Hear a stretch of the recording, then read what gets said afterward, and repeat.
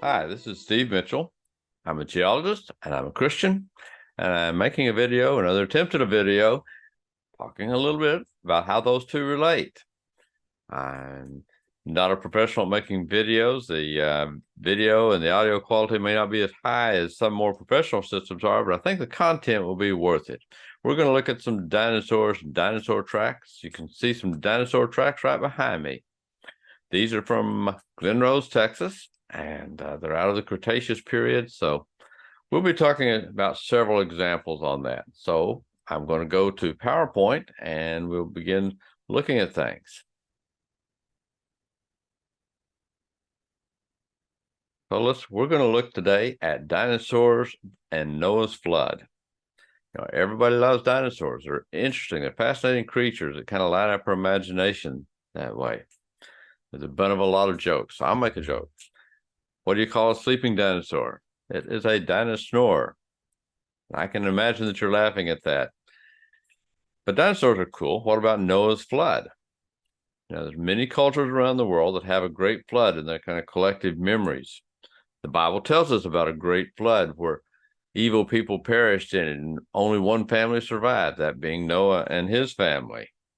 We find pictures of animals marching up onto the ark in children's departments and churches all around the world. But you rarely, if ever, see dinosaurs marching onto the ark. Where were they? Were dinosaurs around and they just kind of missed the boat and got left out? I want to talk about dinosaurs and some of what we learned from geology and when they lived and the claims that they died in Noah's flood. And we're going to look at that in 3 parts. In the first part, we'll look at where dinosaurs fit into the geologic record and where do we find evidence for them.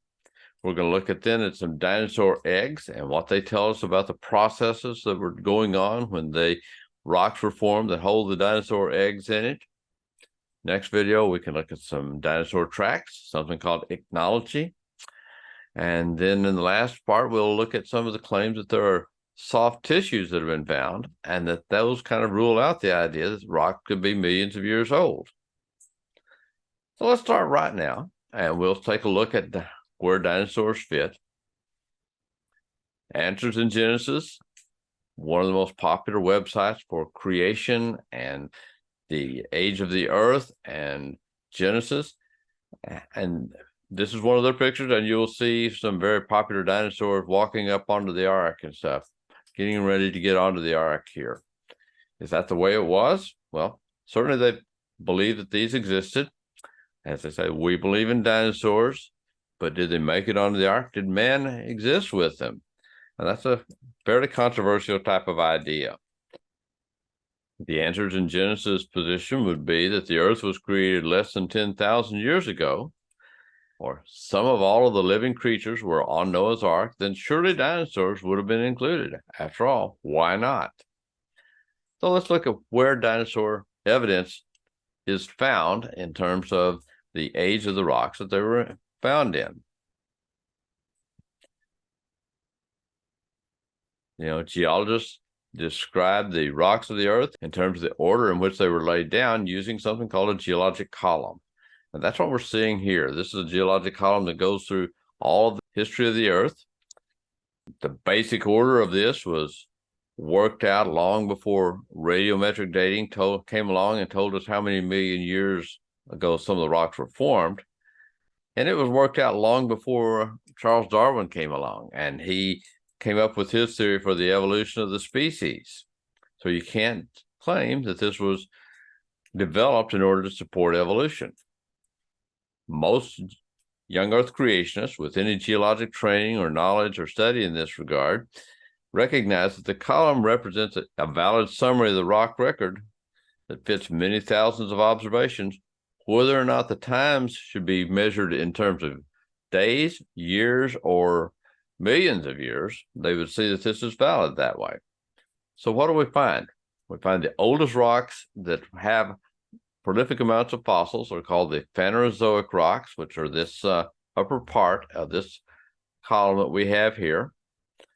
And then that is divided up into 3 eras: the Paleozoic era, the oldest rocks; the Mesozoic or Mesozoic era, which is the middle rocks, and then those that are more modern called the Cenozoic. And all of the dinosaur fossils come in that middle period, or that middle era, the Mesozoic. So you've got an era broken up into periods. And the periods' names are the Triassic, the Jurassic, and the Cretaceous. You might recognize the name Jurassic from the movie Jurassic Park. Even though most of the dinosaurs in the movie were actually a little bit younger than that, they came out of the Cretaceous period. You can see on the right that we have numbers on there that are associated with the ages that geologists would assign for these boundaries. If that is right, then that would say that those three periods, or that Mesozoic era, lasted for 185 million years. Quite a period of time. Now, most young Earth creationists believe that death began on Earth when Adam sinned. This is known as the fall. So that would say that if you found fossils that represent real creatures that lived and died, then they had to have formed after Adam's fall. How do you explain that? Well, let's take a look at what they claim. So here's some of the claims that young Earth creationists have in a basic way. They would believe that most of the stratigraphic record was deposited by Noah's flood over the course of 1 year. That's how you could get millions and billions of fossils that represent animals that were once alive that have died, but actually be deposited fairly recently. So they would say that these rocks were deposited by catastrophic processes. So a very dramatic catastrophic flood, which was global in nature. Give you an example of that. I'll use a quote from Dr. Andrew Snelling. He is with Answers in Genesis, and this is a quote from his article on the petrology of the Tapeats sandstone, a sandstone unit in the Grand Canyon that he claims was deposited during Noah's flood. And what he says is about the findings that he has there. He says, all of these findings, furthermore, all are consistent with the catastrophic erosion of the Great Unconformity near the initiation of the global Genesis flood cataclysm, only about 4,350 years ago, and the subsequent hurricane and tsunami-driven rapid short-distance transport and the deposition of the Tapeats sandstone, likely in the first few days or weeks of that year-long event. So what he's saying is all of these rocks were formed, not only the rocks in this particular unit, but much of the geologic record was formed as a result of the flood fairly recently, 4,350 years ago. And there were all of these subsequent hurricane and tsunami forces, which deposited a lot of rocks very quickly. And in this case, he's saying this particular unit was deposited only in the first few days or weeks of that year-long event. So it's a year-long event. Is that what we see in the record? Well, let's take a look at it. Actually, dinosaurs can help us to assess that. Dinosaur fossils can tell us something about what life was like at the time they were living and when the rocks were formed. So I want to put this in perspective. I want you to be able to understand what these predictions look like and how that compares to the way most geologists believe that the history of the Earth played out. So we're going to use some charts. These are what we call stratigraphic columns. These are global stratigraphic columns from a young Earth creationist standpoint and compared to what the geologic record shows. And then we'll look at some interpretations of that and how they might correlate. So on the left, we have the young Earth creation stratigraphic divisions. How and when might rocks have been deposited in their time frame? You might start with some rocks at the very bottom of it. This number one, these are the rocks from creation. These would be rocks that were formed during creation week, and there's really no way to assess that type of time frame. There's a lot of miracles, they would say, were taking place. Some of these might have been created just to appear mature, appear old. And then that would be followed by the pre-flood period, and that was lasted about 1,600 years, depending on, or it could have stretched out a little bit if you took more gaps in the biblical genealogies, but around 1656 years, if you took the ages out of the Masoretic, or what you would find in most Bibles today. And then that would be followed by number 3, the flood deposits. That would be those were developed around 4,350 years ago. This was Noah's flood, a great global event. That would be followed by deposits after that flood, the post-flood deposits. And then I broke that up into 2 pieces, those before and after Abraham. So from the time of the flood to Abraham, that would be this period 4. That's about 350 to 400 years. And then you would have all the deposits after that, around 4,000 years, because most people agree that Abraham lived somewhere around 2000 BC. In the middle column on this, we've got the geologic column with the sequences that are recognized by a geologist. And again, most flood geologists would agree that these are valid observations, although they would differ on the time frame. So you've got a whole series of periods on here. The red box in here shows when the dinosaurs lived. The ages on here are in millions of years that are on the left of that column. And so that's where so we say that the dinosaurs lived in this Mesozoic period. And then on either side of this, and I'm going to move my picture out of the way. So now on either side of this, you have 2 of the most popular, most prominent young Earth creation flood geology interpretations of that geologic column. And both of these would say that a lot of the dinosaurs lived in the time where the rocks were deposited during the flood. Dr. Tim Clary with the Institute for Creation Research and ICR wrote a book that was published in 2020. And you can see that what he would say is that the dinosaurs were deposited in the time when the floodwaters were rising near the top of it, and basically they ended around the peak of the flood. And then the waters began to go down in the period of the Cenozoic. Now, Dr. Snelling has a very different view.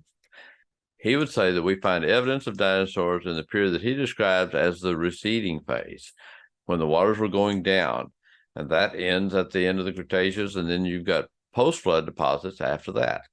Now, these might look similar when you look at it at this scale, but they're really very, very different predictions.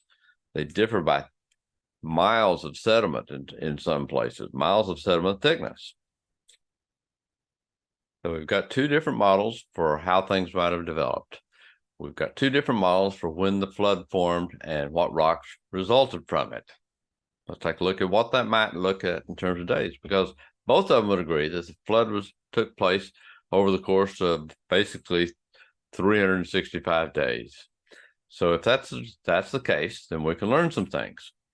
For instance, we could say that Dr. Snelling believes that the evidence for dinosaurs was deposited over the course of 215 days. So if that's the case, how does that compare to Dr. Clary? Now, Dr. Clary would say, no, that evidence was deposited over roughly 70 days, so much less time. So let's think about how thick was that Mesozoic rock. And it's variable. Sometimes it can be very, very thick, sometimes much thinner. In some places, like where I've worked in Texas, it can be like 7 miles thick in the thickest areas there. So in those thickest areas, that would mean that things had to be happening very, very quickly. Thick deposits that form over a short time mean that the rates predicted are very, very high. There's not a lot of time to pause them for plants to grow or for sediment to dry out or for there to be any type of pauses that way. So if we know how thick the unit was and how much time was involved, we can calculate an average rate. In this case, that would be saying that the rates would have been like 170 feet per day or 534 feet per day, depending on which model you're going with. Dr. Clary might say 170 feet per day. Dr. Snelling would be left with 534 feet per day. Think about that in terms of how many feet per hour were being deposited, like 7 feet per hour, or 22 feet per hour. That's just enormous rates of sedimentation. Now, it varies around the world, but it's always very rapid. So we can ask ourselves, why would God have create dinosaurs and then let them go extinct? Why would he create anything and then just allow it to go extinct? The young Earth creationist model would be saying that dinosaurs lived for about 1,657 years. To me, that's not a long time at all. Why would you create all of these great creatures to live that period of time? An old Earth model would say that they lived for 186 million years, and that's certainly a longer period of time and has some advantages from that standpoint. Why would he create them at all? Perhaps because he enjoys creating awesome and amazing animals, just like he created stars and galaxies that humans will never know anything about, but there's still amazing things which reflect God's glory. Human, or at least human culture, has been here for a little over 50,000 years, but that 186 million years, it reflects a much longer period of time. The Bible shows us over and over that humans are special and God designs and treated them that way, but that doesn't mean that we are alone in our ability to delight our Creator. He could have been very happy with the dinosaurs who lived for the period of time that they were, and when they had served their purpose, then he removed them in order to make way for the next things that he was building. Now, this presentation is supposed to be about dinosaurs, so maybe we should look at some dinosaurs. What do you call a dinosaur wearing a cowboy hat and boots? That's a Tyrannosaurus Rex. This one didn't have a hat on, but he was in Texas. At least that's where his bones are today. So what can we learn from dinosaurs? Do dinosaur fossils demonstrate the passage of time? Were all of the dinosaurs, all types of dinosaurs, alive when the flood started, or do they change with time? Do we find the evidence of the development in the fossils during the time of the deposition? Well, what we do find is that the dinosaurs that in the early parts of that Mesozoic era, for instance, in the Triassic, are different than the fossils in the Jurassic, and different again from those in the Cretaceous, so they did change with time. And I think we'll be able to show you some evidence that there was development that took place in them that reflects the passage of time. There had to be pauses in sedimentation for some fairly significant periods of time, and that's reflected in what we find. So let's take a look at what we see again to put things in perspective. When did things take place? What we're going to be looking at is some fossils that are found in China and the Nanxiong Formation. I'm sure I'm pronouncing that wrong. This would be in the very top part of the interval that has dinosaur fossils in it, very near the end of the dinosaur era, as we would see there. So just remember, everything should have been taking place very, very quickly in this time. No real pauses in sedimentation. According to Dr. Snelling, this is near the very end of the flood deposits.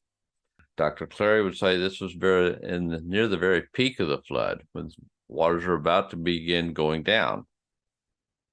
So what do we find? We find some very cool things, in my opinion. The paleontologists in China have been finding some incredible collections of dinosaur eggs. These are not random eggs which floated around and before settling to the bottom, or maybe they were not carried along by some raging currents. They're in groups. They're in what are known as clutches, the nest of these dinosaurs, just the way they laid them. So here are 6 examples of these. And you have a picture of an artist's conception of what the dinosaur might have looked like if it did this. This would have been a theropod. This would be something sort of related to the T-Rex in the same family, something that walked upright on 2 feet that way. The big creatures arranged the eggs so that she could distribute her heat over the eggs. And as she would brood over them, and you notice they all have that hole in the middle of it, and that was so that she wouldn't be crushing the eggs. It's a very smart way to do this. Again, to me, this shows that these were not deposited instantly, or these were not deposited really, really quickly. So let's take a look at another example for this that was discovered in 2021, and in which case the bones of the mother dinosaur were found right on top of the dinosaur eggs. Did she die on the clutch and then was buried by a storm, or maybe she was killed by the storm? We don't know that.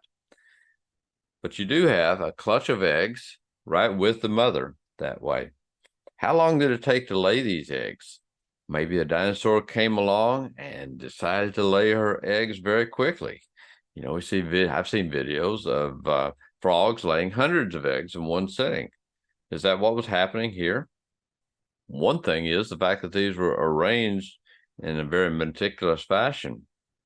Furthermore, these eggs weren't clearly from one particular laying session. They're in different stages of development.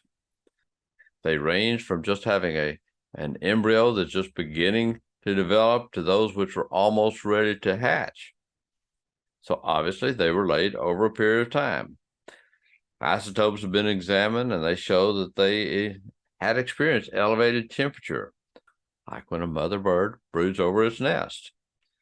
The mom brooded over her nest, but died before the job was done, and these never hatched. Sometimes we find eggs in some of these clutches where they're beginning to hatch, or you just have the shells of part of the eggs there. I find this really tough to fit into a flood model. Eggs laid several times, brooding, and all of this taking place over a period of probably several weeks. Younger flood models at most have minutes or hours. They don't have weeks to wait. If a dinosaur clutch is difficult to explain at a single level, then how would you explain them at multiple levels? One example is from the Patagonia region in Argentina. Thousands of eggs have been found. Most are from 4 discrete beds. As you can see in the picture here, you've got 4 beds, layer 1, layer 2, layer 3, and layer 4, all of which had clutches of eggs in them. The clutches develop a little differently than the ones that we were looking at from China, but still they're an organized clutch that way. It looks like the same areas were favored over and over again for a long period of time.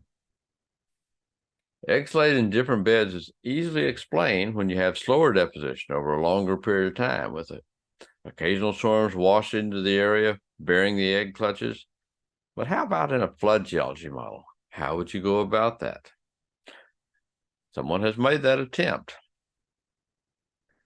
Michael Ord is a prolific young Earth creationist writer with a meteorological background, and he writes on many topics to explain geologic features using flood geology, and he's written about eggs from a flood geology standpoint. As always, he considers them not to be a problem to explain from a flood geology standpoint. I'm not so convinced. Here's a model that shows what he believes could have happened. Notice he recognizes that the dinosaur eggs are not found in just one layer in the area. He references the eggs from the Patagonia region in Argentina, the same ones that I just described, multiple beds in an area that were used over and over again. So he believes that, again, they would lay them, the water would raise, deposit some more sediment, and then they would lay some more, and then that would be covered up. The first time I saw this, I thought it was a spoof, but he's serious. He proposes that the dinosaurs picked out areas with the new flood deposits and then used them repeatedly as the floodwaters rose. It's creative, but I can't see that happening repeatedly around the world, if anywhere at all. Notice that the waters seem to be quietly rising and falling, not really a catastrophic flood type of scenario that way. By putting it in the rising waters, then it would be part of maybe Dr. Clary's model, or more consistent with Dr. Clary's model. Let's just back up a little bit. I think that these fossil eggs are just one of many, many examples that shows a pause in sedimentation. And every time the rocks demonstrate a pause in sedimentation for a few days or weeks, that's a problem for flood geology. The evidence that we have that these eggs are organized. They're in these organized clutches, these nests for the dinosaurs. They're from multiple horizons. It's not something that happened one time, but happened repeatedly, many, many times. Another fact is that they reflect multiple stages of development. Embryos, eggs that begin to grow and develop more of the bones, and then those that broken where they have hatched out. And then look at the one example where they're associated with mother bones. Doesn't sound like a catastrophic flood to me. And they're found all around the world. It isn't some isolated, special case. We find these type of clutches in many, many parts of the world. Eggs are just one example of where it's clear that the rocks were not deposited by one huge catastrophic event.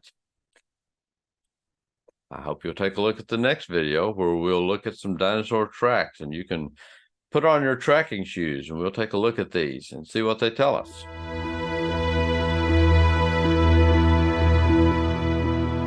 Thank you. Y'all come back now.